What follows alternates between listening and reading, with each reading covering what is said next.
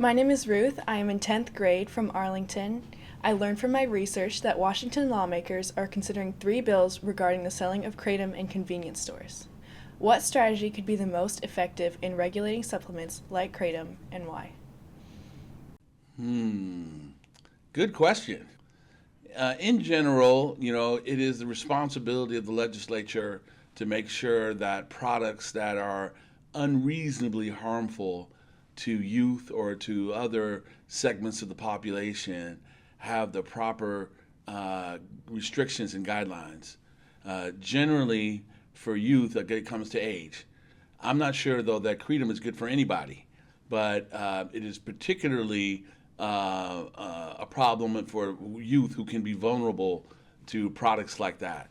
So the regulatory scheme would be to ensure that retailers have to check IDs and cannot sell the product to anyone under 18 without their parents' permission.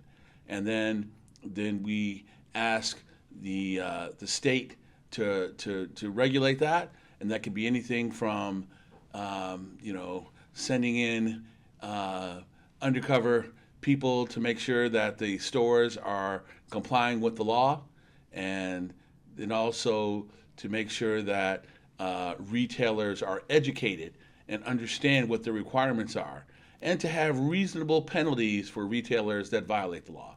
That's what makes an effective regulatory scheme, in my opinion.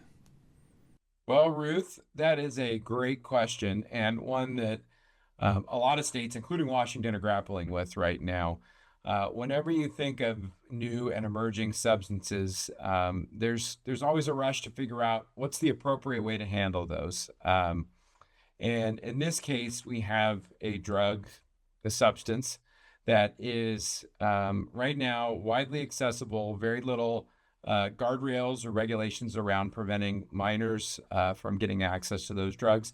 So that's something that we all look at in the legislature, is what is the appropriate way to handle those. One of the challenges we face as a citizen legislature, aka we only work part-time, right? We're only in Olympia for part of the year, is really having a good grasp while we're there of what the issues are. So that's why it's important when it comes to any particular issue, but especially when you're going to be putting new rules and regulations on a product, is to make sure that you have an understanding of the substance, in this case, kratom and others, before you get there. I've had a chance to talk with a number of people around this industry to learn what the substance is, what it actually does, who's accessing it right now, or has access to it, excuse me, and what are the appropriate guardrails. In this case, kratom does appear to be a substance similar in line to nicotine, tobacco products, cannabis, and should be subject to similar restrictions in terms of purchase, access, and so on. So that's part of the regulation piece. The other part is making sure that where it's being sold legally, that they are aware of what the product is and who can and can't access it. So a lot of times we'll spend legislative session working with retailers and others to figure out what the market actually is, where it goes, and how we should regulate it. So as a conservative, I am always very concerned with putting unnecessary, overburdensome regulations without fully understanding the topic, or in this case, the substance that you're regulating. However, when you learn more about kratom and what the product is and what it does, especially youth, I think it's important that we set up safe guardrails so that youth can't access it and that stores know what their rules and requirements are for selling it. So in any case, in this case, kratom, you want to look holistically at both the substance, the product, and the market to understand what it is and what changes you should be making.